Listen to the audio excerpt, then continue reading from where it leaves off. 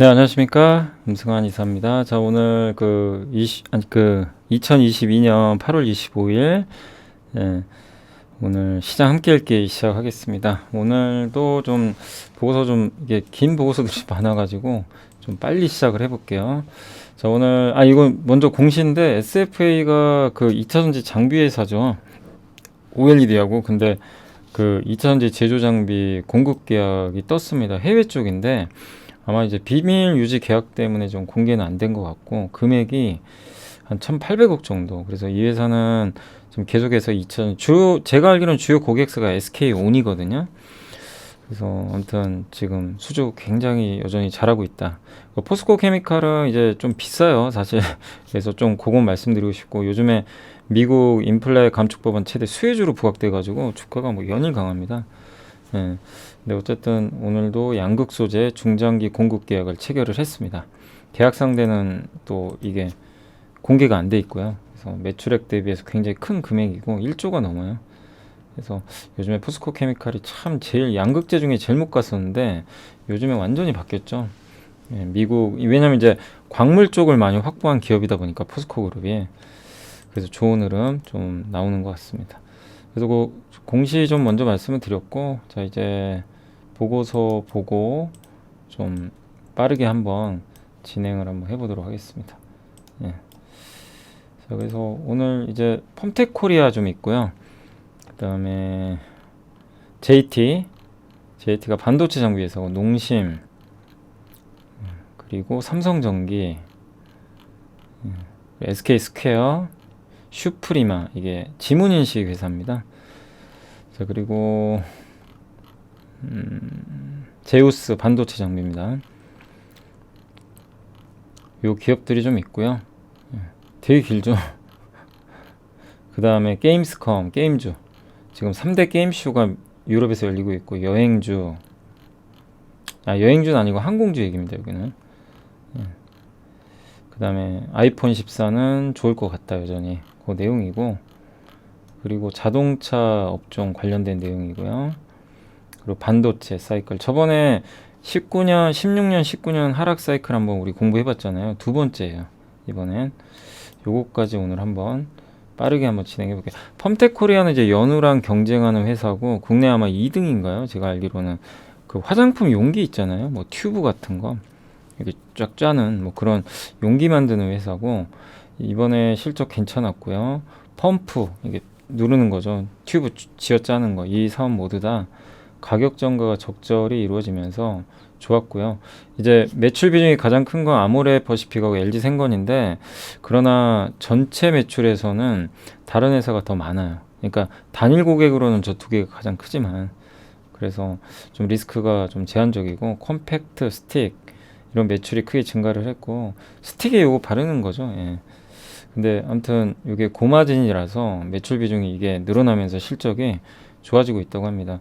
그 3분기는 일단 계절적 비수기로 매출과 이익 규모가 일단 좀 작고, 매출은 전년도 높은 베이스에도, 그러니까 전년도의 매출이 되게 높았는데도 더 증가할 것 같다고 합니다. 그래서 국내로는 기타 고객사, 해외로는 일본향 매출 기여도가 높아지는 가운데, 특히 이제 그 북미 유럽항 매출이 좀 호조를 좀 보일 걸로 예상을 하고 있고요. 아무튼 한국 뭐 한국을 비롯해서 글로벌적으로 용기 시장에서 입지가 확대되고 있다, 이렇게 보고 있습니다. 그리고 빅2가 아닌 기타 인디 브랜드 매출 비중이 높고, 그러니까 이게 되게 다양화돼 있어요, 매출처가. 예. 그래서 지금은 중국 비중이 좀 낮고, 대형 고객사보다는 여러 군데 이렇게 납품을 하는 게 훨씬 더 유리하죠. 그리고 그 기초용보다는 색조용이 더 비싸거든요. 근데 그쪽에 또 매출 기여도가 늘어나고 있어서 좋은 것 같습니다. 그래서 박종대 연구원님이 최근에 이제 얘기하는 게, 너무 중국 비중이 높은 회사보다는 이런 회사들이 더 낫다, 그렇게 보고 있는 것 같고요. 현재 PER 11배 정도로 주가도 그렇게 비싼 것 같지는 않습니다. 네. 아무튼 해외 매출에서 특징은 중국 비중이 좀 상대적으로 낮아요. 이게 좀 오히려 지금은 장점이죠. 네, 근데 이런 것도 생각은 해보시는 게 좋아요. 또 갑자기 중국이 소비 부양해가지고요, 하반기 지금 중국이 돈을 많이 풀어요. 그러니까 이것도 고민해봐야 돼. 이게 그러니까 제 개인적으로는 이게 무조건 좋다고 저는 보진 않아요. 왜냐하면 지금은 좋아요. 지금은 당연히 이쪽이 훨씬 좋죠. 왜냐 중국 비중이 낮을수록 리스크가 적으니까. 중국이 너무 안 좋잖아요. 근데 중국이 부양책 써가지고 하반기에 경기 딱 일으키면 중국 비중이 큰 회사도 또 같이 갈 수도 있어요. 그러니까 일장일단은 있습니다. 그래서 우리가 좀 이거를 무조건 뭐 중국 비중 없으니까 이 회사 좋다 이런 것보다도 좀 지금 당장은 중국 비중 없고 장기적으로도 중국 비중이 낮은 게 더 좋을 수도 있어요. 중국이 워낙 지금 환경 자체가 안 좋기 때문에. 그러나 혹시라도 하반기에 중국이 부양책을 또 많이 썼을 때는 다른 얘기가 생길 수도 있으니까 그 점은 염두에 두시면 좋겠습니다. 아무튼 지금 PER 11배, 주가도 워낙 빠져 있고, 근데 이런 거죠. 주가 위치가 워낙 낮잖아요. 그래서 괜찮은 거는 같아요. 예. 이게 뭐 이미 많이 올라왔다면 또 모르지만, 그래서 폼텍코리아는 뭐 일단 지금은 리스크가 좀 있다 하더라도, 뭐 혹시라도 우리가 모르는 리스크가 있다 하더라도 워낙 지금 낮아진 주가이기 때문에 괜찮은 것 같고, JT는 이 반도체 장비 회사인데요. 신규 버닝소터라고 하는데, 요게 이제 그 DDR5로 좀 교체할 때 우리가 테스트를 많이 하잖아요. 우리가 앞으로 반도체 장비나 이런 거 볼 때, 부품을 볼 때, 결국 검사 장비가 굉장히 커질 수밖에 없다. 우리 한번 테스트 쏘게, 우리가 ISC 이제 공부를 좀 했죠. 근데 그런 것처럼 이쪽 버니는 이제 열 테스트 하는 거거든요. 이제 고온에 잘 건드리나. 이제 거기에 관련된 기업이라고 보시면 좋을 것 같고, 실적은 2분기에는 그냥 좀 지지부진했어요. 마이너스 46% 감소니까. 그렇지만 3분기에는 좀 좋아질 걸로 보고 있습니다. 근데 이거는 3분기 실적 좋아지는 건 확인을 해봐야 되겠죠. 왜냐면 요즘에 워낙 반도체가 안 좋다 보니까요. 그러나 밸류에이션이 지금 5.1배밖에 안 돼요. 자사주도 사고 지금 PER이 5.1배면, 그러니까 뭐 여기서 나쁘게 볼 이유는 별로 없는 거죠, 그죠? 그러니까 그런 관점에 진짜 많이 빠졌어요, JT도 보시면, 그죠? 그래서 오늘 아마 이 보고서가 나오다 보니까 주가가 오전에 한번 확 흔들렸던 것 같아요. 근데 아무튼 지금 여전히 주가 자체는 좀 저평가돼 있다는 거. 단 시간은 걸리고요. 근데 핵심은 내년에 DDR5가 나와요. 내년부터 좀 기대해 볼 만한 기업이 아닐까, 그런 기업이고, 농심은 이제 심은주 연구원님이 하나증권에 목표 주가 44만 원 유지를 했고, 일단 신라면 가격 올린다고 하더라고요. 그래서 저는 뭐 이게 적자 났기 때문에 뭐 올릴 수도 있다고는 보지만, 이게 서민 음식이다 보니까 반발도 있을 수는 있어요.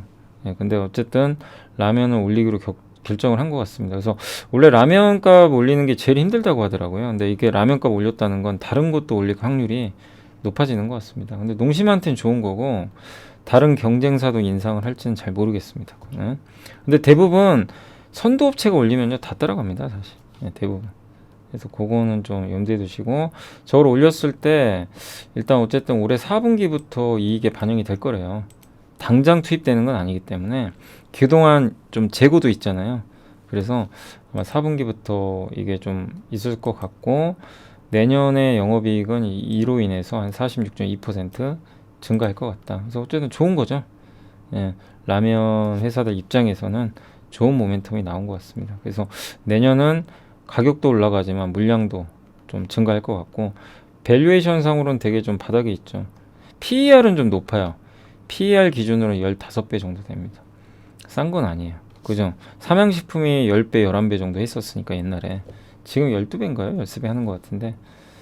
아무튼 농심은 절대 싸다고 할 수는 없죠. PER 15배를. 그렇지만 PBR, 자산가치 대비하면 상당히 좀 아래쪽에 있다. 그렇게 보시고, 아무튼 이런 식으로 지금 라면 판가를 계속 천천히 올리고 있습니다. 근데 작년 8월에 한번 올리고 1년 만에 지금 어쨌든 이건 예상을 사실 못했거든요. 네, 그래서 좀 주가에는 모멘텀이 된 것 같고, 그래서 저는 이제 이걸 보면서 느낀 게, 음식료주들은 포트에 하나 정도 있으면 좀 괜찮긴 하겠다. 왜냐하면 인플레 방어가 가능하잖아요. 그죠? 그런 부분은 좋은 것 같습니다. 아무튼 농심 어제 오뚜기였나요? 오뚜기도 어제 좋았고, 그죠? 다 올라갔어요. 삼양식품은 그 전부터 올라가고 있었고, 그래서 대부분의 기업들의 주가에는 좋게 작용했고요.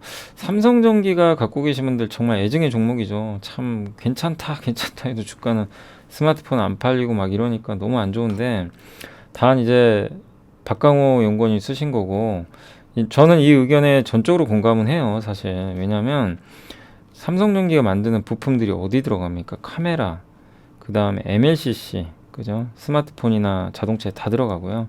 플립칩 기판, 서버. 예, 플립칩 기판이 FCBGA라 그러죠. 우리 그 뭐죠? 이틀 전인가 3일 전에 공부했잖아요. 예, 테스트 소켓. 예, 소켓 업체들이 앞으로 성장할 수 있는 이유. 실리콘 러버 소켓이 왜 플립칩 BGA 시장이 커지니까 이거는 서버랑 자동차에 들어가는 기판입니다. 이 기판을 누가 만들죠? 세계 1등이 일본의 이비덴이에요. 근데 지금 이제 맹추격하기 시작하는 거죠. 삼성전기가 1등을 추격하는 그걸 만드는 회사입니다. 이렇게 보시면 되겠고, 그래서 이 앞으로 전방 산업이 다 좋아요, 사실. 근데 스마트폰은 안 좋지만 앞으로 인공지능, 빅데이터, 전기차, 자동차 패러다임이 다 바뀌거든요. 여기에 삼성전기 부품이 안 들어갈 수가 없어요. 네, 근데 아직은 매출 비중의 많은 부분이 스마트폰이다 보니까 주가 부진한 겁니다. 그래서 선제적으로 여기 투자를 했고 돈 안 되는 건 다 정리해 버렸어요. 저는 좋은 전략이라고 봐요. 이게 HDI 기판, 연성 PCB 요 기판 사업을 중단했는데, 요게 경쟁사가 예전에 그 코리아 서키트, HDI가, 연성 PCB는 어디냐면 BH랑 뉴프렉스 아시죠? 예, 요 두 기업이 이 사업을 하는데, 그러니까 그 두 개 기업은 삼성전기가 이거 사업 중단한 게 좋은 거죠. 또 경쟁사가 없어지니까. 그래서 아무튼 이 사업을 중단을 했고, CPU, 서버 막 이런 쪽에 들어가고, 애플에도 들어갑니다. 공급을 해요. 인텔 쪽에도 들어갈 것 같고, 그리고 그 오늘 LG노텍이 뭐 보니까 그 테슬라 자율주행 카메라 수주 따냈다고 기사 나왔는데, 삼성전기 그 전에 따냈죠. 그래서 또 이 카메라 쪽에서의 모멘텀도 있는 것 같습니다. 그리고 적어도 올해보다는 내년에 스마트폰 좋아지겠죠. 네.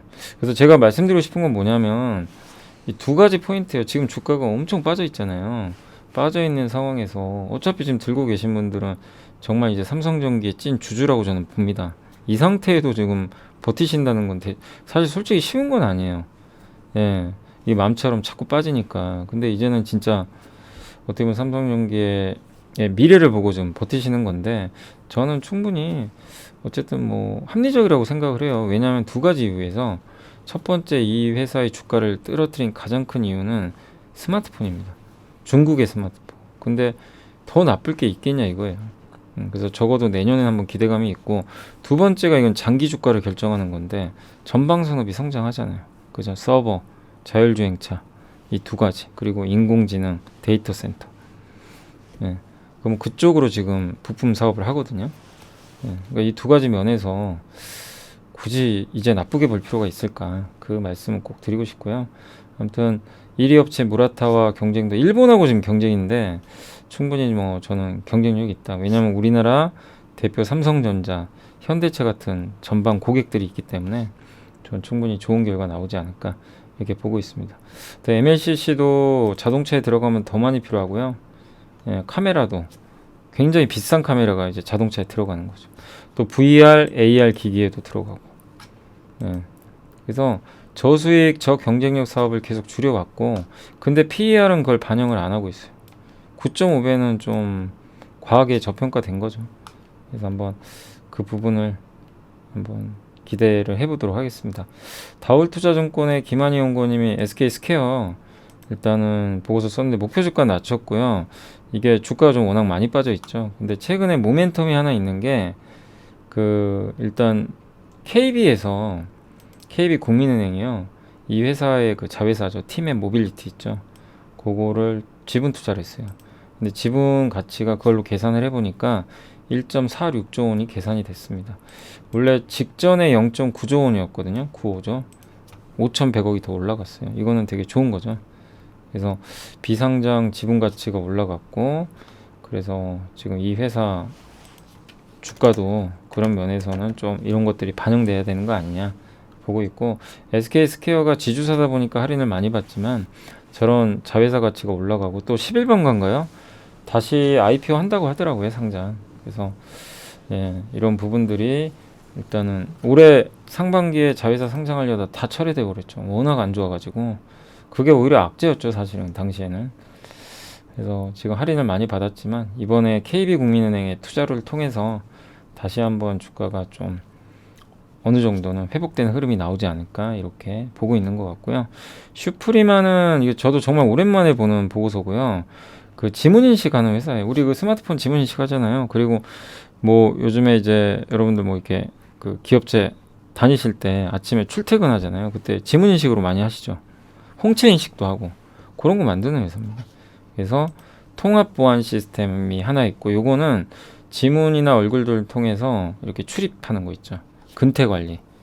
그게 있고 이름은 바이오 스테이션 이런 걸 쓰고요. 그 다음에 바이오 인식 솔루션 사업부는 스마트폰에 들어가는 지문 인식 소프트웨어 있죠. 요거를 공급합니다. 그래서 생체 인식 회사라고 보시면 돼요. 한마디로. 그래서 지금 이런 생체 인식 시장이 엄청 커지고 있잖아요. 예. 근데 경쟁도 그만큼 치열하긴 해요. 그래서 지금 지문 인식은 근데 요즘에는 지문 인식과 이제 얼굴 인식 중에서 얼굴 인식도 되게 빨라진대요. 성장을 하는 게 사람들이 누가 됐던 데다 또 손대기가 그러니까. 그래서 얼굴 인식, 홍채 인식인가요? 그런 게 그 시장도 굉장히 좀 커지고 있다고 합니다. 이 둘 다 하고 있대요. 그리고 소프트웨어, 하드웨어 다 만들고 있고 7년 만에 신제품 나온대요. 그래서 요게 이제 이런 거는 기업체나 공공기관에 납품을 하니까 실제 수주가 잘 될지 한번 지켜봐야 될 것 같습니다. 그리고 신제품은 세 가지 특징이 있는데 신제품은 얼굴 인식을 통한 솔루션이고 그 다음에 QR코드, 바코드 이런 걸 다 포함되어 있대요. 예, 얼굴 인식하면서 친환경적이라고 합니다. 그리고 저도 이제 플라스틱 카드 있거든요. 저희 이제 회사 당연히 출퇴근할 때 플라스틱 카드가 저도 있어요. 그걸로 저도 이렇게 하는데 플라스틱 제품들은 이제 대부분 친환경적이진 않다 보니까 요거를 RFID 카드, 뭐 스마트 카드로 이걸 조금 그러니까 스마트 카드 쪽으로 좀 바꿀 가능성이 높다고 하더라고요. 재질 뭐 이게 그 자꾸 이게 플라스틱은 친환경적이가 않다 보니까 그런 면에서도 모멘텀이 예상되고 그 이 회사의 방식은 초음파 방식을 많이 쓴다고 합니다. 그러니까 초음파 신호를 지문에 보낸 다음에 지문의 이 볼록한 부분들 있죠. 융선, 돌기 같은 거 있죠. 거기서 초음파를 쏘면요. 그거를 얘가 감지해가지고 손에서 다시 쏴서 보내줘요. 세기를 측정한대요. 그래서 지문이 어떻게 되는지 파악을 한다고 합니다. 그래서 미세한 특징도 물속에서도 작동하고요. 대신에 좀 비쌉니다. 그래서 비싼 폰에만 적용이 돼요. 근데 이게 저가 폰에도 앞으로 확산될 거라고 하니까 지켜보시고 이게 새로 나오는 제품인가 봐요. 요게 요 제품들이 얼굴 인식, 뭐 지문 인식, 그 다음에 요게 슈프리마 지문 인식 모듈이고, 그 다음에 요게 신제품이래요. 요게 나오는 게 이게 사람 딱 얼굴 대고, 그리고 이게 출입 카드죠. 예, 저도 이런 카드가 있거든요. 근데 대신에 요거보다는 이제 요즘에는 저거를 이제 스마트 카드로 좀 바꾼다 라고 보시면 되겠고, 요게 초음파 방식이래요. 초음파 이렇게 싸가지고 고리 있고 융선이 있으면 그거를 세기 측정을 해서 이렇게 감지를 해서 아 이거 너 지문 맞아 이렇게 하는 건가 봅니다. 되게 정밀하고 좋은데 좀 비싸다는 게 단점입니다. 아무튼 이 회사도 PER이 되게 좀 저평가돼 있던 것 같더라고요. 그래서 슈프리마도 진짜 저도 오랜만에 보고선 나왔다 라고 좀 말씀을 드리겠습니다. 진짜 이것도 많이 빠졌어요. 진짜 많이 빠졌죠. 너무 많이 빠졌어요. 네. 그러니까 아예 그냥 잊혀진 기업이 돼버렸어요. 네. 근데 올해 2분기 실적은 괜찮았고요. 그죠? 2분기 실적 좀 터닝했죠. 괜찮게 나왔고 관건은 이제 3분기인데 올해 예상 실적 대비해선 PER 7배니까 성장만 나와준다면 좀 괜찮지 않을까 생각을 하고 있고요. 그 다음 제우스는 반도체 장비 회사인데 글로벌 반도체 이거는 세정 장비라고 있어요. 세정 장비 뭐냐면 이렇게 그 찌꺼기 같은 거 청소해주고 하는 그런 장비라고 보시면 반도체 이게 불순물이 있으면 안 되잖아요. 그래서 그런 불순물을 제거해주는 장비 그리고 공정이 점점 미세화되고 세분화되니까 세정도 많이 해야 된대요. 그래서 옛날에는 80하고 60나노 정도 공정일 때는요 100회 정도 했는데 지금은 20나노 이하가 기본이죠. 200회까지 늘어난대요. 그럼 장비가 더 많이 필요하죠. 저런 장비가 필요하면 거기 들어가는 소모성 부품도 많이 들어가게 됩니다. 그래서 계속 투자는 늘어날 것 같고요. 습식과 건식으로 나눈다고 합니다. 그래서 또 어쨌든 그 중에서도 또 타입이 두 가지인데 배치 타입과 싱글 타입인데 배치식 뭐 스프레이 시스템, 배치식 침지 세정 시스템 좀 어렵죠. 싱글식 웨이퍼 스프레이 뭐 이런 걸로 나눈다고 합니다. 그래서 싱글 타입 세정 장비는 낱장 이제 하나 단위죠. 그러니까 하나의 기판 단위로 처리하는 한 개씩. 전체 장비 시장의 세정 장비 습식의 80% 정도. 그러니까 습식은 그거죠. 물로 세척한다고 보시면 돼요. 예. 그리고 어쨌든 이 공정이 되게 단순하고 비용도 절감할 수 있고 친환경적이래요. 그래서 요거를 좀 많이 쓴다고 합니다. 배치 타입은 복수의 기판이죠. 그러니까 아까 싱글 타입은 한 번에 하나씩인데 요 배치 타입은 뭐 웨이퍼나 이런 거를 복수 여러 장을요 한 번에 이거를 이제 세정을 해주는 거죠. 그래서 한꺼번에 많은 걸 처리할 수 있는 이제 타입이고 이거는 3D 낸드 플래시, 그러니까 낸드 쪽에 많이 쓰인다고 합니다. 세정 장비는 중국이 국산화를 많이 한 장비 중에 하나래요. 그래서 중국 장비 시장을 보면은 국산화율의 노광기 이게 ASML 빛을 쏘는 장비, 방막 장비는 증착 장비, 식각 장비 이제 깎는 거죠. 세정 장비. 식각과 세정은 국산화를 많이 중국이 했다고 합니다. 그래서 이쪽에서 이런 중국의 업체들이 좀 주요 점유율을 차지하고 있고 특히 램 리서치는 미국이죠. 근데 요 ACM 상하이가 좀 유명한 것 같더라고요. 그리고 배치 타입은 여기 제우스가 하고 있습니다. 제우스랑 도쿄 일렉트로닉 이 두 개의 기업이 좀 경쟁을 하는 것 같아요. 그래서 싱글 타입이 시장이 더 크긴 커요. 이쪽에. 예. 근데 배치 타입은 이거를 중국이 아직은 그 국산화를 못했다고 하더라고요. 그래서 외국산 장비가 가장 많다고 보시면 되겠고 배치 방식은 주로 낸드 플래시 쪽에 아까 설명드린 대로 말씀을 드렸습니다. 근데 어쨌든 중국 업체들이 엄청 투자 많이 하잖아요. 막 반도체 굴게 하려고. 예. 그래서 우리나라 기업들 장비 회사들한테 이런 부분은 좀 그 장기적으로는 긍정적이다 이렇게 볼 수 있을 것 같습니다. 그러니까 중국에 수출을 할 수가 있기 때문에. 네. 근데 중국이 지금 미국의 규제 때문에 반도체를 못 만들 수도 있어요. 근데 그거는 장비 회사 입장에서는 좀 악재가 될 수도 있는 거죠. 그래서 결론이 어떻게 될지 모르겠지만 저는 중국이 반도체 굴기를 계속 할 거라고는 봐요. 아무리 미국이 장비 공급을 안 해도 자기네들 나름대로 뭘 하겠죠. 예, 계속 아마 할 가능성이 높아요. 그렇기 때문에 중국의 반도체 장비를 수출하는 기업들은 그렇게 큰 영향 없을 것 같은데 아무튼 이거는 정치적인 문제라서 체크는 계속 필요할 것 같습니다. 아무튼 제우스는 중국에서 저 배치 타입 세정 장비 수주가 많이 늘어났고 가격이 싸대요. 경쟁사보다. 그런 좀 모멘텀이 있고요. 동사는 싱글 및 배치 타입 세정 장비를 모두 생산을 하고 있고요. 예. 그리고 삼성전자 하이닉스가 주요 고객사고 중국에도 있습니다. 중국이 단가가 더 비싸요.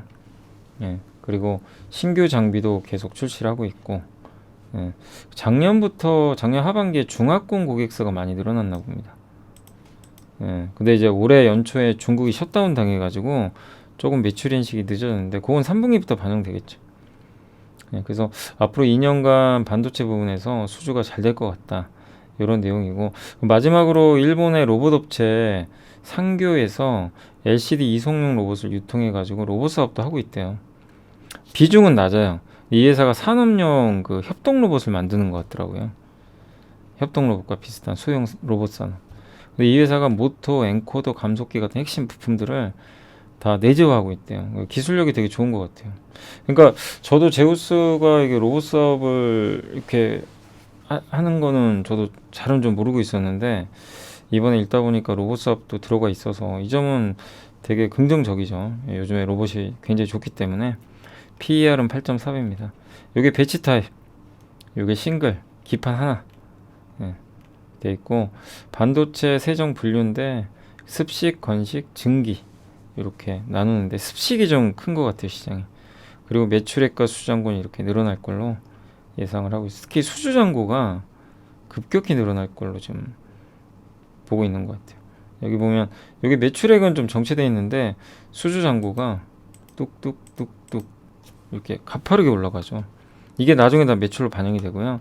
이게 제우스의 관절 로봇이래요. 무인 카페 있죠. 무인 카페 같은데 이렇게 저런 관절 있죠. 이런 걸 좀 만들어서 공급을 하는 것 같습니다. 근데 로봇은 비중이 낮으니까 이게 핵심은 아니에요. 그렇지만 뭐 플러스 알파는 되겠고, 중요한 건 반도체 장비 주다. 그래서 주가가 많이 가기는 아직 좀 어렵겠지만 반도체 주들이 전반적으로 부진하니까 그래도 한번 제우스는 한번 우리가 또 공부를 해볼 만하다. 특히 세정 장비 쪽에서 경쟁력을 갖고 있고, 다른 장비주보다 주가도 많이 안 빠졌죠. 예, 굉장히 좀 긍정적인데, 아무튼 내용 어떠세요? 읽어보니까 좀 괜찮죠. 주가가 비싼 편도 아니고 로봇도 있고 세정 장비 중국에 많이 납품을 하고 있고, 그래서 괜찮은 좀 모멘텀은 갖고 있는 것 같습니다. 다음 반도체가 지금 주도주는 아니니까 천천히 대응하시는 게 좋을 것 같고요. 하나투자증권의 김소혜 연구원님이 게임스컴 이후로 지금 독일에서 세계 3대 게임쇼가 열렸어요. 거기서 우리나라 기업들이 신작을 공개했는데 MMORPG, 리니지 같은 게임입니다. 내 캐릭터를 키워가지고 뭐 레벨업하고 아이템도 사고 그런 걸 MMORPG라는 장르로 불려요. 근데 그런 게임은 없었대요.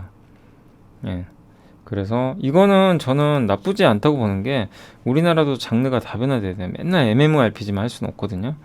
그래서 콘솔 게임도 많이 지금 이제 진출하는데 성과가 꼭 있었으면 좋겠고, 그다음 이번에 컴투스의 새로운 게임이 나왔는데 매출 순위 꾸준히 올라와요. 그래서 5위에서 10위 기록 중이고 시장이 기대했던 거랑 좀 비슷한 것 같습니다. 다만 이제 나중에 하향 안정은 되겠죠. 그리고 펄어비스와 NC는 신작이 내년으로 밀려서 주가가 좀 부진했는데, 그러나 뭐 내년에 나오니까 기대를 해보고요. 카카오 게임즈도 하반기에 나오는데 조금 더 정보 공개가 좀 있어야 될 때까지는 기다리자.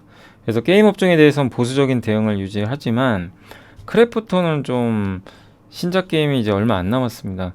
그 가장 기대하는 게 콘솔 게임 중에 칼리스토 프로토콜이라는 게임이 하나 있어요. 그게 올해 12월 초에 나와요. 그거를 좀 가장 빨리 기대할 수 있는 업체가 크래프톤이니까 좀 계속 지켜봐야 되겠습니다. 아무튼 지금은 PER 15배로 좀 부담은 없는 것 같다. 그리고 이게 저는 칼리스토 프로토콜이 너무 중요하다고 보는 게, 이게 성공해야 돼요, 반드시. 이게 성공을 해줘야 우리나라 이제 콘솔 게임의 경쟁력이 올라가고 물꼬를 터져요. 다른 게임들도 흥행할 가능성이 높거든요. 그래서 이번 12월에 좋은 결과 있기를 바라겠고요.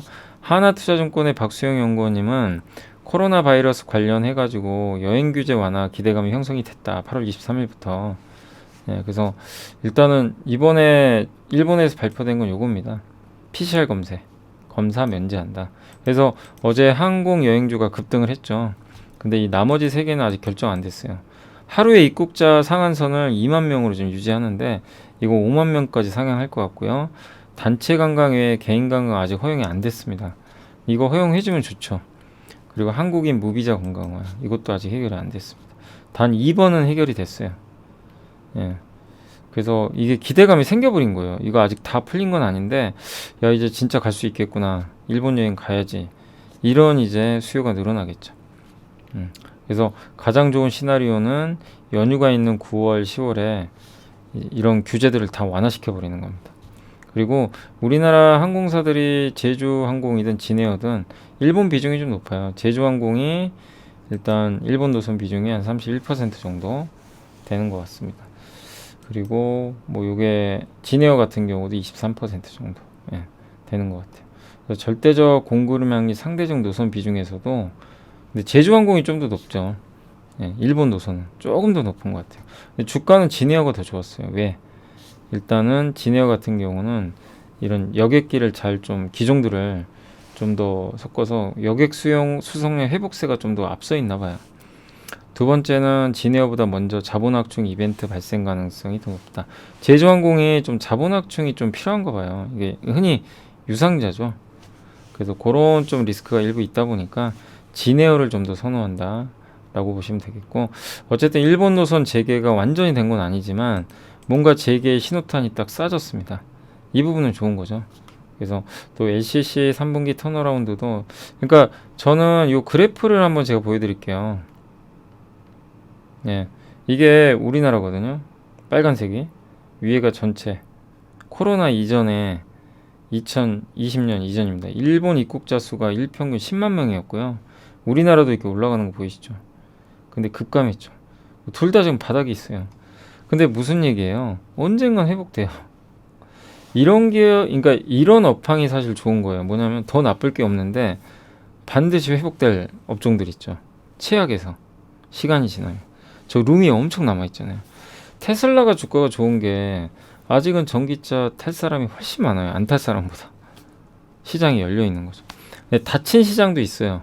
더 이상 성장하기 어려운 시장. 그게 몇 년 전에 여행 항공 사업이었어요. 네, 그때만 해도 더 늘어나기 힘들었죠. 구조가. 근데 지금은 완전히 바닥까지 추락을 했기 때문에 늘어날 여지가 생겼다. 이런 것들은 모멘텀이 되겠죠.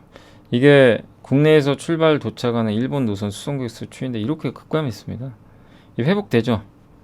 동남아가 훨씬 빨라요. 규제가 완화됐기 때문에. 일본은 이제 시작이다. 이걸 보면 한국의 여행주와 항공주 또 카지노 회사까지는 뭐 너무 이제 부정적으로 볼 필요는 없다라고 말씀을 드리고 싶습니다. 중국 전력난에도 아이폰 14는 순항한다. 현대차증권의 노근창 센터장님이 적으시고, 요거는 제가 그냥 간단히 설명만 드릴게요. 그러니까 지금 가뭄 폭염으로 막 전력이 좀 문제가 생기니까 청두와 충칭 쪽에 있는 공장 가동을 중단하는 거 아니냐, 이런 얘기가 나왔고, 청두에는 폭스콘이 있어요. 폭스콘은 애플 아이폰 만들어주는 회사예요. 근데 이 아이폰 신제품이 이렇게 돼가지고 만약에 생산이 안 되면 또 문제가 생기는 게 우리나라 반도체한테 또 안 좋아요. 딜레이 되는 거죠. 네. 그래서 아이폰이 잘 팔려야 돼요.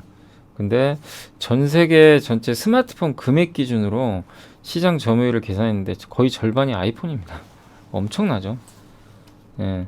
근데 어쨌든 다행스럽게도 팍스콘의 청두 공장은 아이패드와 맥북을 만드는 곳이라서 신규 아이폰 생산하고는 관계가 없고요.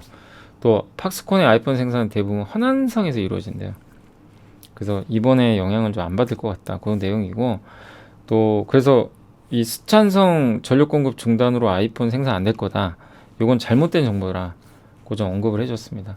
아이폰은 현재 폭스콘 비중이 제일 높지만 대만의 페가트론, 그 다음에 위스트론, 그리고 중국의 로컬 업체인 룩시에어 ICT에서도 생산을 한다고 하니까 이런 부분들은 일단 좀 체크해 보시면 좋겠고, 팍스콘이 제일 비중 크죠. 예, 그래서 팍스콘이 갑자기 이제 뭐 이렇게 아이패드나 이런 공장들이 아무래도 그쪽이 좀 전기 문제가 있다 보니까, 예, 여기 공장 가동이 좀 줄지 않을까 우려했던 것 같은데, 설사 그렇게 돼도 거기는 아이패드 노트북 공장이라서 영향은 제한적입니다. 그리고 우리나라 반도체한테도 이게 중요한 게 아이폰 잘 팔려야 돼요. 아이폰이든 삼성 갤럭시든 스마트폰은 일단 잘 팔려야 돼요. 뭐든 간에. 그래야 우리나라 부품주가 갑니다. 예, 근데 그게 안 보였던 건데, 아무튼 이번에 애플 또 아이폰 14가 비싸게 나온다고 하는데 흥행을 할지 지켜보도록 하겠습니다. 카메라 사용도 좋아진다고 하고요. 단 얼마나 팔릴지는 잘 몰라요. 그거는 판매가 돼봐야 될 것 같습니다. 아무리 아이폰이라고 해도 지금 이게 소비 경기가 둔화되는데 고가품이 영원히 잘 팔릴 수는 없거든요. 이번에 아이폰의 경쟁력을 다시 한번 확인할 수 있는 그런 기간인 것 같고, 또 내년 1분기부터 서버용 DDR5가 본격적으로 나오게 돼요. 이런 부분도 우리나라 반도체 기업들한테 좋은 모멘텀이 될 것 같습니다. 그래서 일단 아이폰 14가 순항주기라는 관점에서는 LG노텍과 삼성 디스플레이가 이쪽에 납품하잖아요. 그래서 이쪽 BH도 마찬가지죠. 긍정적인 시각을 좀 요한다, 이런 내용입니다. 자, 그리고 자동차 프리즈 마이모 니켈, 제발 니켈 좀 달라, 이건데 현대기아가 이번에 1,000만원 정도 세제 혜택을 못 누리죠. 현대만 그런 건 아니에요. 예. 그래서 인플레이션 감축법안 발표 전부터 현대기아가 좀 준비를 해왔어요. 그래서 뭐 올해 4분기하고 내년에 일단 좀 고육지책이지만 뭐 GV70 전기차 모델하고 그다음에 EV9을 생산을 한다고 합니다. 그래서 가동률에 여유가 좀 있나 봐요. 그리고 정 부족하면 뭐 우리나라 공장에서 일단은 반조립 형태로 보내가지고 미국에서 조립을 하는 게 좋죠. 미국에서 조립하면요 보조금 받아요. 예, 그래서 그럴 수 있게도 좀 뭐 전략적으로 현대차 그룹이 좀 해주겠죠. 그리고 23년에는 대부분의 이게 EV가 전기차입니다. 일렉트로닉 비익을 PHEV 뭐냐면 플러그드인, 그러니까 모터가 있고요 엔진도 같이 들어가 있는 거예요. 사실 섞여 있는 거죠. 근데 모터가 좀 주인, 그런 차를 PHEV라고 합니다. 그러니까 엄밀히 말하면 완벽한 전기차는 아닙니다. 근데 이게 내년부터는 실질적으로 대부분 세제 혜택에서 제외될 가능성이 높다고 하네요. 예. 그리고 미 의회 예산처도 이 상태면요, 미국 신차 판매 10,000대 정도, 0.5%만이, 0.1%만이 보조금을 받을 수 있대요. 그러니까 지금의 제도 하에서는요, 보조금 지급 규정이 내년부터 되게 까다로워요. 뭐 중국 거 쓰면 안 되고요. 미국과 미국의 FDA 체결한 국가에서 만들어진 광물, 그거를 이용해서 양극재, 음극재를 만들고 그런 제품에 대해서는 인정을 해주겠다. 이런 건데 그걸 충족할 수 있는 업체가 거의 없습니다, 지금. 그러니까 현대기아만 피해보는 게 아니에요, 지금. 그래서 머스크도 테슬라 같은 경우 지금 계속해서 배터리 원재를 구하려고 광물 감산 업체와 직접 공급 계약을 맺어요. 야, 우리한테만 줘. 이런 거죠. 네, 포드, GM. 근데 이런 사업을 누가 했냐면 포스코 그룹이 이미 했잖아요. 그래서 요새 잘 가는 거예요. 저 사업을 미리. 네. 그리고 아무튼 공급망 구축과 원가 경쟁력 강화를 위해서고, 예. 그리고 포드도 이미 이런 니켈 물량의 대부분을 조달할 수 있는 MOU를 맺었고요. 폭스바겐과 벤츠도 캐나다 방문해서 MOU를 좀 발표를 한 것 같습니다. 아쉬운 거는 이런 좀 MOU를 좀 선별적으로 해서 광물을 확보하고 있는데 현대차는 아직은 좀 그런 계획이 없는 것 같아요. 네, 계약 체결이. 그래서 이번에 미국에 긴급하게 갔다 왔는데 뭐가 있는지는 잘 모르겠어요, 아직은. 근데 어쨌든 현대차도 지금 뭔가 급하게 전개된다. 그래서 지금 차가 좀 어쨌든 안 팔린다, 더 팔린다 이거보다도 향후의 관건은 원재료를 어떻게 얼마나 잘 조달할 거냐, 이게 좀 달려 있는 거예요. 그래서 뭐 내년에 보조금 못 받는다고 해서 뭐 너무 우려하기보다는 어차피 진짜 승부처는 2년 후거든요. 예. 그때부터가 진짜 25년부터가 진짜 승부처인데, 아무튼 이번에 이런 광물 조달이라든가 이런 것도 좀 현대차가 좀 잘했으면 좋겠고, 예. 아무튼 상품성은 있고 요새 리콜 문제도 있고 참 힘든데 좀 좋은 방식으로, 예. 전기차나 이런 것들이 미국에서 꼭 성공을 했으면 좋겠습니다. 아무튼 요즘에 견제가 너무 많아요, 현대기아에 대해서. 주가가 좀 흔들렸지만 구조적이진 않다, 이 말씀을 드리고 싶고, 자, 마지막 보고서로 반도체 19년 16년 사이클 복귀하는 건데, 신한증권의 이제 최도현 연구원님이, 그러니까 메모리 주가의 추세 상승은 전방 업체들의 주문이 재개되는 구간에서 출발하고 재고가 소진되는 구간에서 추세 상승이 나와요. 그걸 내년 1분기로 보고 있대요. 근데 아직은 하락 사이클이에요. 계속 디램 가격 하락폭도 여전히 큽니다. 근데 주가가 언제쯤 이렇게 돌릴 거냐? 이거는 실적 컨센서스, 그러니까 반도체 기업 실적을 예상하는 거죠, 애널리스트들이. 이게 좀 돌아서야 돼요. 디램 현물가가 지금 떨어지잖아요. 요것도 돌아서야 됩니다. 예. 그래서 그런 걸 좀 기다리시면 좋겠고, 메모리 주가는 이제 12개월 포워드라고 그래요. 12MF. 어제 한번 알려드렸죠. 1년 후, 12달 후에 주당 순이익 전망치. 그게 매주 나와요, 사실. 이 컨센서스 하락이 좀 멈춰야 된다. 근데 지금 계속 이게 떨어지고 있는 것 같아요. 이게 멈추면 주가가 올라갑니다. 네. 그래서 현재 하이닉스와 삼성전자 이게 이런 실적 컨센서스는 세 가지, 그러니까 이런 순서로 갈 거래요. 급하게 지금 컨센서스 꺾이고, 그 다음에 하락은 하는데 완만해져요. 그리고 횡보, 그리고 상승, 이렇게 간다고 합니다. 네. 그게 하나가 있고, 그 다음에 그 현물가도 있어요. 디램 가격. 현물 가격이 하나는 급하게 급락, 그리고 완만하게 하락폭 축소, 상승. 요 구도라고 하더라고요. 네, 근데 주가는 완만히 하락할 때, 이것도 똑같아요. 그러니까 반도체 애널리스트들의 1년 후에 삼성전자 하이닉스를 보는 그 주당 순이익 추정치가 있죠. 요게 좀 급격하게 떨어지는데, 요게 떨어지는 폭이 10%였는데 갑자기 5%로 바뀌었어요, 마이너스. 그러면 주가는 돌릴 수 있다는 얘기예요. 현물 가격 똑같아요. 100달러가 지금 300달러 됐다고. 마이너스, 그러니까 100달러짜리 반도체가 지금 예를 들면 50달러 됐다고 쳐볼게요. 50% 하락한 거죠. 근데 예를 들면 50달러였는데 40달러 떨어졌어요. 그럼 20% 떨어진 거죠. 그럼 주가 올라간다는 게, 하락을 해도 하락 폭이 줄어들면 올라갈 수 있다, 이런 내용인 것 같아요. 그래서 그 시점을 올해 연말이나 1분기 정도로 보고 있는 것 같습니다. 그런 내용이니까 뭐 이것도 참고해 주시면 되겠고요. 그래서 추세적인 상승은 내년 1분기가 아닐까 이렇게 좀 조심스럽게 예상을 하는 것 같아요. 그래서 그렇지만 지금 뭐 아직 멀었다고 해서 실망할 게 아니라 이미 현재 주가는 경기가 정말 최악으로 가는, 지금 그럴 것 같진 않아요. 그런 상황만 아니라면 어느 정도 7월달 바닥이 저점이 아닌가 이렇게 좀 보고 있는 것 같습니다. 그 내용이니까 참고하시고, 2019년도 삼성전자 하이닉스 실적 컨셉 이쪽이 왼쪽이 삼성과 하이닉스 비슷해요. 근데 요게 요 노란색 선, 회색 선 있죠. 회색 선이 주당 순이익 추정치입니다. 급격히 떨어지죠. 같이 떨어져요. 그러다 어느 정도 후에는 올라가요, 주가가. 그리고 추정치 하락폭이 B 구간은요, 완만해지는. 그러니까 A 구간은 이렇게 떨어지고요. B 구간은 완만하고 C 구간은 횡보하고요. D 구간은 올라가는 겁니다. 그렇게 생각하시면 돼요.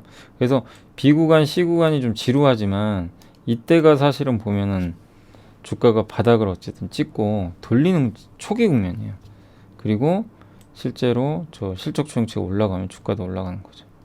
그 내용이고, 이거는 D램 가격하고, 그러니까 요거는 이익 추정치와를 비교한 거고요. 요거는 실제 반도체 가격. 반도체 가격이 이게 떨어지죠. 떨어질 때 그 전에 미리 빠졌다가요, 오히려 떨어지는데도 주가 올라가 버립니다. 되게 아이러니하죠. 그리고 이 B 구간에서는 D램 가격 하락폭이 여기서 이렇게 급했잖아요. 완만해지고 있어요. 여긴 돌립니다. 예. 그래서 올라가는 거예요. 미리. 주가가 미리 움직여요. 근데 되게 아이러니한 건 D램 현물 가격이 그러니까 이렇게 크게 오르죠. 크게 오르는데 주가는 폭락합니다. 정말 빨리 움직이죠. 그러니까 이게 되게 좀 다른 부분인 것 같아요. 이건 2016년입니다.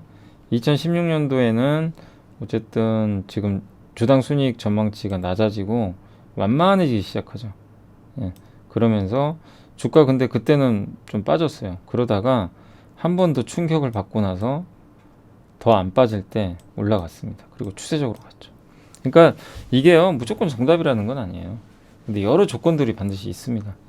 그리고 요거는 삼성전자 현물가인데 D램 현물가가 이렇게 급격하게 떨어질 때 같이 빠져요. 처음에 2016년입니다. 그러다가 현물가가 완만해지죠. 급등 나와요. 그리고 완전히 가요. 그리고 2019년도 삼성전자 하이닉스 주가가 1.5배, 0.9배까지 떨어졌다가 이걸 안 깨요. 몇 달을 횡보하다가 이제 올라갑니다. 주문 늘고 현물가 오르고 고정가 상승. 고정가 상승할 때가 이제 거의 끝물이에요. 2016년도도 이땐 더 많이 빠졌어요. 삼성전자가 1.2배. 근데 삼성전자가 이번에 1.1배까지 갔어요. 그때보다 지금 싼 거죠, 어떻게 보면. 하이닉스는 비슷하고. 그러니까 지금 주가 흐름은 레벨 자체로는 좀 굉장히 낮은 위치입니다. 여기는 저점을 한번 깼다 갔습니다. 알 수는 없는 거예요. 깼다 갔지. 근데 매크로라 그러죠. 경제 상황이 안 좋으면. 그래서 여기 최도현 연구원님도 만약 우리가 생각 못한 또 악재가 나와서 경기가 안 좋다, 그러면 여기 더 빠지는 겁니다. 깨고 내려가요. 근데 지금 예상은 요걸 예상을 해요. 연착륙. 그래서 요 저점을 깨진 않고 주가가 올랐다가 쌍바닥 한번 찍고 내년 초부터 본격적으로 상승하는 그런 그림으로 보는데, 변수가 워낙 많으니까 그 점을 염두에 두시고, 결국 저는 시간의 문제라고 봐요. 지금 너무 많은 사람들이 막 태조 이방원 이런 쪽에 많이들 관심을 갖고 그쪽만 가니까. 근데 결국엔 시간 지나면 또 반도체 시간이 또 오겠죠. 그래서 그걸 생각하시면서 잘 이겨주시면 좋겠고, 결론은 뭐냐, 제가 봤을 땐 딱 세 가지예요. 첫째, 반도체에 대해서 좋은 시그널이 나오려면 재고 있죠. 재고가 이렇게 지금 증가해요.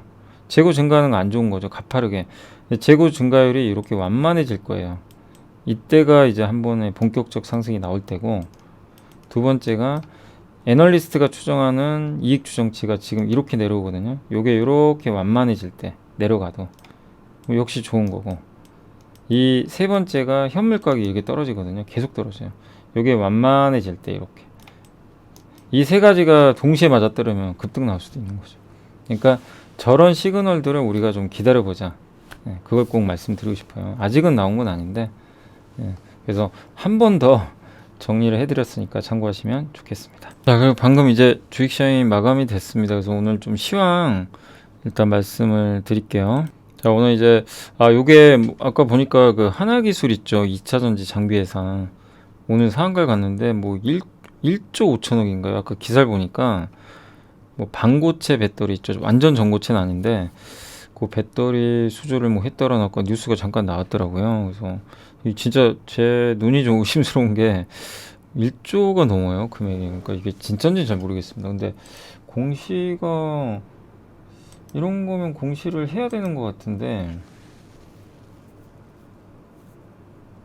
그죠? 이게 아직 공시가 없거든요. 이거 왜 공급계약? 그러니까 이게 좀 약간 저는 좀 이상해요. 모르겠습니다. 뭐 기사가 나오기도 전에, 아니 그러니까 공시 나오기도 전에 기사 나온 것도 좀 그렇고, 전 공시를 해야 되는 거 아닌가요? 1조 5천억짜리인데 계약을 맺었으면, 공급 계약을 체결했으면 의무 공시 사항이죠, 저런 거는. 근데 왜 공시를 안 했는지 모르겠네요. 아무튼 좀 그래서 오늘 좀 상한가 간 이유는 요 기사 때문이라고 보시면 돼요. 그 1조 5천억짜리 공급한다라는 그런 공시가 있었다고 합니다. 근데 여기 전자공시는 없어서 약간 좀 저는 의아하긴 합니다. 자, 아무튼 오늘 시장 좀 말씀을 해드릴게요. 오늘 주식시장 오늘 좋았습니다. 아침에 좀 비리비리 하다가 오늘 오후에 또 들어오려고. 요즘에 전략 후각 많죠. 오늘도 그래서 오후에 큰 폭으로 반등하면서 지수가 1% 이상 올랐고, 확실히 예전의 조정과 지금의 조정 다르죠. 요새 시장이 빠져도 외국인 계속 사요, 주식을. 그래서 오늘도 샀어요. 오늘도 외국인들이 400억 정도, 기관은 1199억 정도. 이렇게 오늘 오랜만에 기관들이 제 역할을 했습니다. 좀 제발 좀 사라 이랬는데 오늘은 참 오랜만에 샀으니까, 둘 다 사니까 얼마나 좋아요. 쭉 올라와 버리죠. 예. 오늘 좋았고, 그 다음에 오늘 좀 많이 산 업종은, 일단 외국인들 같은 경우는 오늘 자동차 조선 쪽 많이 샀고, 서비스 업종은 좀 팔았습니다. 금융하고 이쪽은 좀 팔았고요. 전기전자도 팔았네요, 외국인들. 근데 기관 투자들은 오늘 어쨌든 전기전자는 좀 팔았지만 주로 서비스 업종, 금융주 위주로 외국인이 판 거를 또 오히려 사버렸네요. 그랬던 것 같습니다. 섹터 쪽으로는 오늘 폐배터리 관련주가 오늘도 좋았고요. 근데 여기에 하나기술이 들어가 있어서 그런 것 같아요. 그죠? 여기 하나기술이 상가다 보니까 그런 거. 2차전지 장비도. 그래서 오늘 2차전지 장비 회사들이 다 뭐 난리가 났습니다. 뜨겁습니다. 해운주 오늘 좋았고요. HMM이 정말 오랜만에 급등했고, 면세점 관련주도 오늘 좋았어요. 특히 신세계가 오늘 모처럼 강세 보였고, 호텔 신라까지 좀 강세 보였던 것 같습니다. 왜냐면 이제 리오프닝 수혜주들이죠, 다. 좋았던 것 같고, 통신장비 회사도 오늘 좀 좋았네요. RF 그룹주가 좋았네요, 오랜만에. 이게 왜냐면 이제 전력반도체 관련된 기업들이다 보니까 그동안 좀 부진했었는데 오늘은 좀 좋았던 것 같습니다. 전력반도체 시장도 앞으로 굉장히 커지잖아요. 근데 그거를 한국에서는 가장 적극적으로 하는 업체 중에 하나가 RFHIC 그룹이죠. 그래서 오랜만에 정말 급등세 보였고, 그 다음에 오늘 PCB 업종, 특히 오늘은 뭐 이런 거 보니까 상하프론테크는 수소차 관련주인데 오늘 엄청 올랐습니다. BH도 이거는 애플 관련주 오늘 좀 괜찮았고, 뉴프렉스도 요즘에 분위기 괜찮고요. PCB 업종 다 좋았던 것 같습니다. 카메라 모듈 쪽은 그러니까 그 테슬라에 우리나라 LG이노텍이 납품한다, 뭐 이런 뉴스가 나오니까 급등했는데 조회 공시 요구를 한 것 같아요. 그래서 잠깐만요. 풍문 요구 아직은 공시 안 했어요. 그래서 오늘 6시까지 공시를 할 겁니다. 뭐 검토 중이다, 사실 무근이다, 하고 있다, 했다, 뭐 이런 식으로 그 LG이노텍이 공시할 거니까 아마 공시 내용 나중에 참고하시면 되겠고, 그리고 오늘 뭐 이쪽 섹터 다 좋았습니다. 반도체 재료주도 오랜만에 좋았고요. 면역 항암제, 바이오도 좋았어요. 오늘 오랜만에 바이오 좋았고, 엔터주도 오늘 괜찮았습니다. YG, CJENM, JYP 다 좋았고, 2차전지도 오늘 좋았고요. 그다음에 오늘 2차전지 쪽이 괜찮았네요.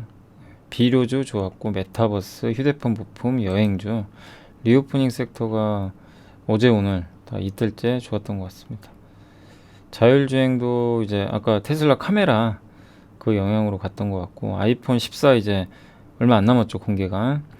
코로나 관련주도 좋았던 것 같고, 장비주, 쿠팡 관련주, 영화주 뭐 거의 대부분 다 고르게 올라갔습니다. 폴더블 폰도 오늘 괜찮았고요. 반도체 대표주도 아침에 사실 하이닉스도 되게 부진했어요. 근데 오후에 들어 올려버렸고, DB하이텍, 삼성전자까지 확실히 일단 좀 분위기. 그러니까 지금 반도체는 아무도 관심도 없고요, 재미도 없고, 업황 안 좋다 그러고. 근데 아까 잠깐 보고서 보여드렸지만, 그래서 관심이 없는 거라서 기회는 맞는 것 같아요. 기회는 맞는데 내가 힘든 건 이거죠. 내년 보고 투자는 할 수 있는데 내가 견딜 수 있겠느냐. 주가가 계속 좀 부진할 수도 있잖아요. 그걸 내가 인내심을 갖고 끝까지 견딜 수 있겠느냐. 요 싸움인 것 같아요. 그게 이제 반도체 투자의 지금 어려움인데, 그걸 하실 수 있는 분이라면 뭐 좋은 기회가 될 텐데, 아우 나는 못 기다린다, 그럼 뭐 그거는 어쩔 수 없는 거죠. 예. 그러니까 아무튼 아까도 제가 보고서 보여드린 대로 시간은 걸리는 거는 같아요. 근데 이제 대부분 인식은 좀 이제 바닥은 찍은 거 아니냐, 이런 인식은 좀 있는 것 같고요. 오늘 MLCC 쪽도 오늘 좀 괜찮았고, 대주전자 제로라든가 이런 기업들이 좋았던 것 같습니다. 사실 이쪽도 뭐 2차전지죠. 3D 낸드 오늘 좋았고요. 철도주, 뭐 자동차 부품, 자동차 오늘 좋았어요. 현대차, 기아, 모비스타 괜찮았습니다. 어제 충격에서 좀 벗어났고, 화장품은 어제 막 급락을 했잖아요. 근데 오늘 LG생활건강이 5%나 주가가 급등했습니다. 네, 물론 이제 업체마다 좀 다르지만 오늘은 화장품 쪽도 좀 모처럼 살아나는 것 같습니다. 제약주 좋았고, 수소차 좋았고, 뭐 다 좋았네요. 빠진 건 조선. 조선은 너무 많이 올라서고요.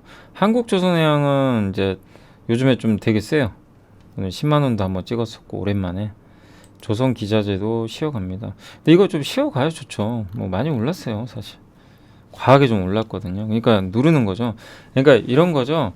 시장이 가더라도 계속 순환맨 도는 거예요. 그래서 태조 이방원이 갈 때도 있고, 오늘같이 그쪽보다는 뭐 삼성전자나 현대차가 갈 때도 있고, 이렇게 좀 시속 게임 하면서 간다. 아직 주도주가 바뀐 건 아닙니다.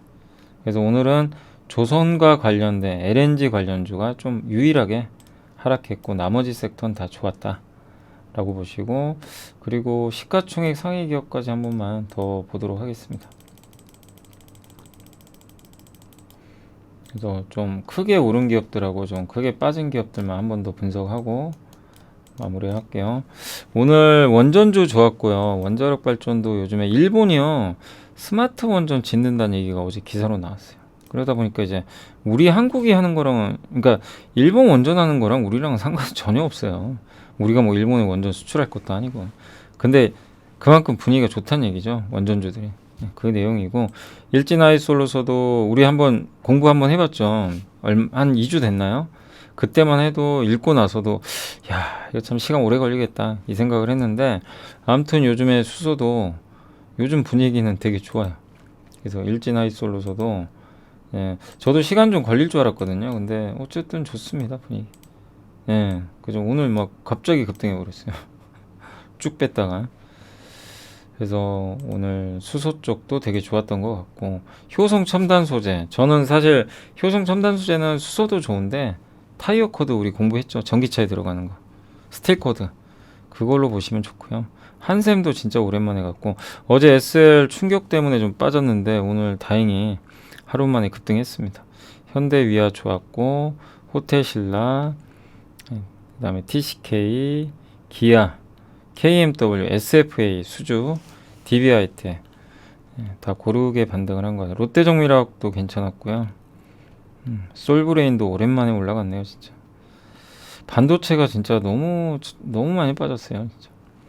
좀 이게 언젠가 좀 반전이 일어났으면 좋겠네요. 포스코홀딩스도 좋았고, 예. 그러니까 이거예요. 투자자들의 선택은 내가 지금 핫한 태조 이방원을 할 거냐, 왕따 당하는 자동차, 반도체, 뭐 아니면 뭐 진짜 많죠. 왕따 당한 섹터. 일로 들어가서 내가 좀 인내를 할 거냐. 이 둘 중에 하나의 싸움인데 저는 개인적으로 어쨌든 안 오른 쪽을 보는 게 지금은 낫지 않나. 왜냐면 너무 태조 이방원은 너무 많이 올라서 좀 부담은 되는 것 같아요. 그래서 대부분 좋았고요. 좀 빠진 거는 오늘 넥슨 게임즈는 이번에 넥슨에서 신작 게임 나왔는데 모르겠습니다. 항상 신작 게임 나오면 급 나가더라고요. 흥행 여부랑 상관없이 빠진 것 같고, OCI는 어제 폴리각이 좀 빠졌고요. 박셀바이오는 좀 자체적으로 임상을 이제 중단한다고 하더라고요. 한 혈액암 치료제. 그게 악재였고, 그리고 조선주, LX 일렉트릭 이런 쪽 풍력주 다 이거는 악재라기보다는 많이 올라서 빠졌다라고 생각하시면 좋겠습니다. 그래서 특별히 악재 있는 기업들 한두 개 빼면 오늘 빠진 기업들도 너무 올라서 빠진 거지 큰 문제는 없는 것 같습니다. 자, 그리고 이제 제가 다 했고, 아까 제가 하나기술 혹시 갖고 계신 분들 계시니까 한 번만 더 설명 기사 보여드리면 요 기사거든요. 3시 7분에 나왔는데, 근데 저는 왜 이게 이해가 안 가요? 왜 공시부터 나와야 되는 거 아닌가요? 그잖아요. 그러니까 이게 저는 조금 납득이 좀 안 가요. 제 개인적으로. 아니, 전자공시에 먼저 나와야죠. 기사가 먼저 나온다는 게. 예. 그래서 여기 하나기술이 지난 24일이죠. 어제네요. 파트너십을 체결했다. 1조, 그러니까 우리 정확하게 좀 파악을 해야 되니까 중요한 이슈잖아요, 사실은. 이게 되면 우리나라 전체 장비업계한테도 굉장히 큰 호재예요. 근데 반도체 배터리 공급한다 했다가 아니라 공급할 거래요. 기사 내용 그거 아닌가요? 그죠? 예. 반고체는 뭐냐면 전고체는 완전히 아닌데 이제 액체랑 고체랑 약간 섞여 있는 거죠. 그래서 굉장히 이것도 좋은 배터리죠. 제대로만 만들면. 근데 이게 노르웨이에서 이걸 지금 만들려고 하나 봐요. 그래서 하나기술이 이쪽에 지금 수출을 한다고 합니다. 근데 계약 규모는 1조 5천억인데 올해 하반기부터 2025년 말까지고요. 예. 근데 어쨌든 하나기술 관계자가 인터뷰를 한 것 같아요. 이 기자랑. 예. 근데 엄밀히 말씀드리면 이건 수주가 수주 계약은 제가 봤을 때는 기사를 보면 업무 협약을 체결한 거예요. 그죠? 수출한다. 그러니까 했다가 아니에요. 확정이 아닙니다.